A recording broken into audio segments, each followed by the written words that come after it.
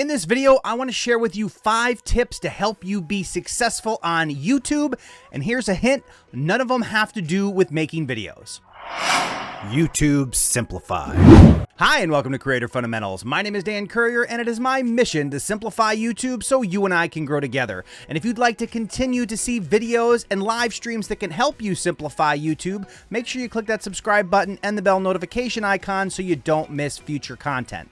All right, so it's really easy to find content on YouTube that talks about how to make better videos and help you be successful on YouTube. But in this video, I want to focus away from the actual content and give you 5 tips that are going to help you be successful specifically here on YouTube, because there are some things that are obstacles and challenges, and you need to know how to approach them to overcome them and continue to make progress. All right, so the first tip is to organize your time away from the camera. A lot of times people think about making a video and they don't really do anything in between those times when they actually step up to the camera. It's really important to use that non-camera time to your advantage. And that means focusing on the things that you can accomplish, like doing research for your video topics. Maybe if you're doing scripts or bullet points, you can get those put together and organized before you even get near your camera. All these things are going to help you be more ready and more efficient when it's time to actually record. One of the apps that I use to help me be organized is Evernote. Evernote is a free app that basically just lets you organize your thoughts in notes and notebooks, and it's a great way for you to make sure that that great idea that you have when you're out and about doesn't get lost. I don't know about you, but me, I just turned 43 yesterday, and sometimes you have this amazing idea when you're at the grocery store or driving your car, and then you completely forget about it. It's just gone. It's out there somewhere.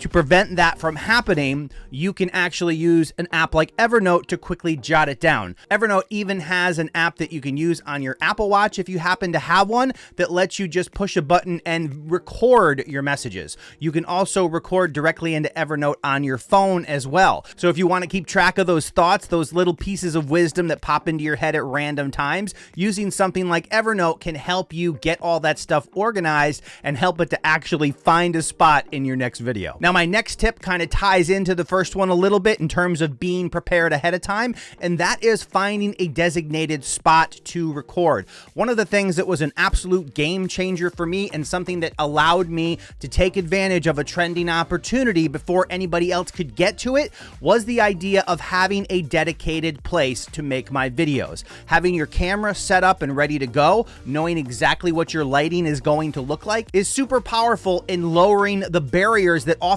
get in our way when we think about making a video. If you have an idea and you want to make a video and you're like, I got to set up the lighting, maybe I got to set up the green screen. It's so hard to set up the green screen. I can't ever get the lighting right. My shoulder's going to disappear halfway through the video.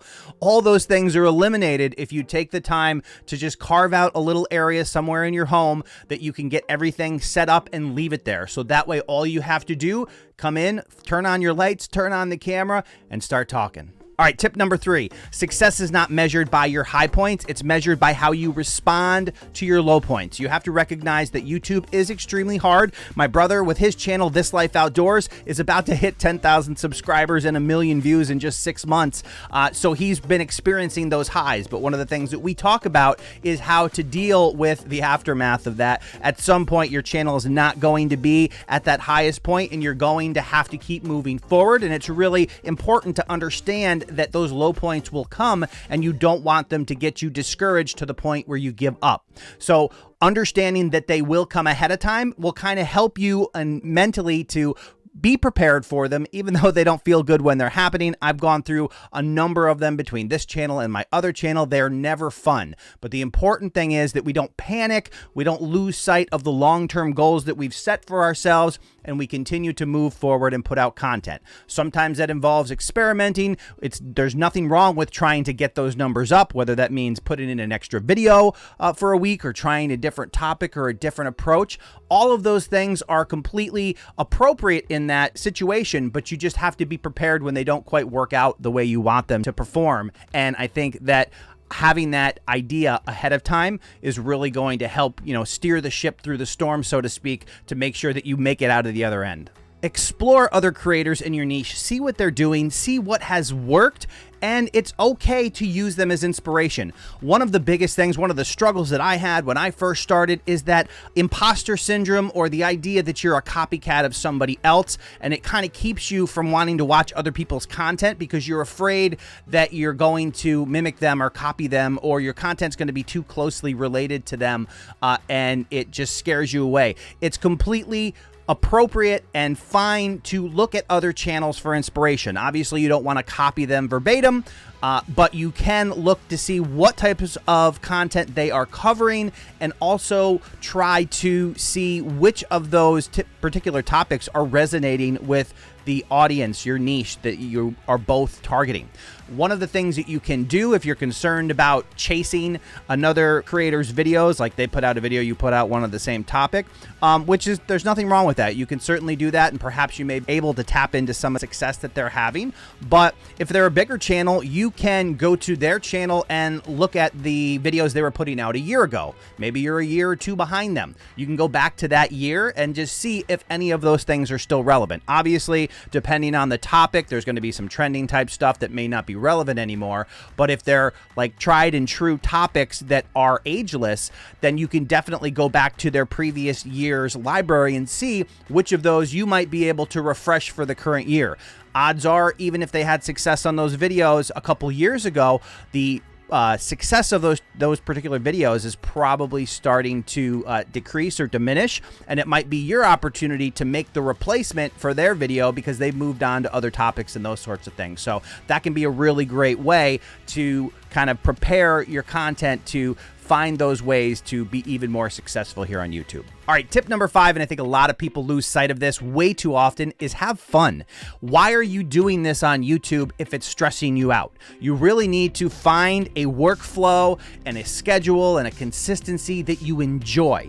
Enjoyment is one of the reasons we choose to make content online, to be able to create our freedom through online video, to live the life we want to live. And you shouldn't be creating an environment that feels like that awful job that you have. So think about what it really makes you happy, what you really enjoy doing, and try to build a channel and content and a business around that. Because at the end of the day, it doesn't do any good if you build something that's successful that you hate doing. That's what you're trying to get away from if you're trying to go full-time on YouTube. You're not just trying to create another crappy job. So think about that. Make sure that the decisions you make and the workflow that you're putting in place fosters a fun, enjoyable, freedom-filled life that allows you to do the things you want to do. If not, what's the point? You're just driving yourself to another form of misery. So try to have fun with the process. Understand that it does take, time and effort, but you get to decide exactly how you implement that and what works for you and allows you to make the best content you can without burning yourself out, and have a business and a content structure that you enjoy.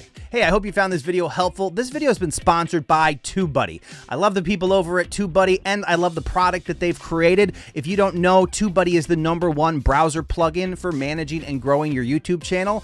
You install it for free. It's a little add-on that goes right into your Chrome browser or other browser and allows you to do certain tasks and see tools that are embedded on the YouTube upload screen and elsewhere. It's a really easy and helpful tool that allows you to really up your game on YouTube without spending a lot more time doing it. And I think it's a fantastic product. I've been using it for years, way before they ever sponsored me here on Creator Fundamentals. You can head over to trytubebuddy.today and download it for free, or there's a link in the description below. Hey, I think it's great that you're trying to learn how to be successful on YouTube, but don't let that lesson stop here. I'm going to throw a playlist right up here with a lot more videos that can help you simplify YouTube. I'll see you in the next video.